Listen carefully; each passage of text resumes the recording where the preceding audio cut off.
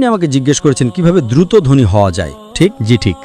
সেরা সমাধান 5 ওয়াক্ত সালাত আদায় করুন, আর ফজরের আগে 2 রাকাত সুন্নাত মিস করবেন না। জানেন কেন? মানুষ যখন বিশ্বের টপ 10 জন ধনী ব্যক্তির লিস্ট করে, যুবক মানুষেরা। থামুন থামুন ভাই, আমাকে উত্তরটা দিতে দেন। আমি উত্তর দিচ্ছি, আপনি বলছেন যুবক মানুষ। যুবক মানুষেরা, আমি উত্তর দিচ্ছি।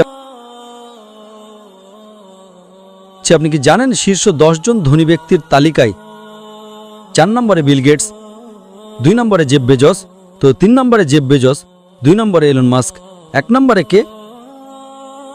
একজন মুসলিম যে ফজরের সালাত এবং সুন্নাত আদায় করে, সে এদের চেয়েও ধনী।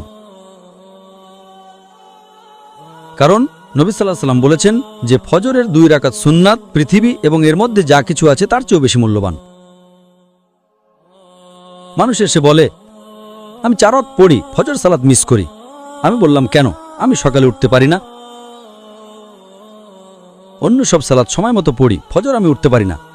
তো আমি তাকে বললাম, আপনি তো একজন ব্যবসায়ী, ধরুন আমি আপনাকে বললাম কাল সকাল ভোরে 5টায় একটা ব্যবসার ডিল আছে যেখানে আপনি $1 মিলিয়ন পাবেন।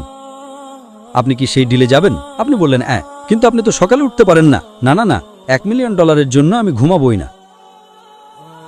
তাহলে $1 মিলিয়ন জন্য আপনি ঘুমান না, কিন্তু 2 রাকাত সুন্নাত যা পৃথিবী এবং এর মধ্যে যা কিছু আছে তার চেয়েও দামি, তার জন্য উঠতে পারেন না? ফজরের সালাতের মূল্য কত ভাবুন।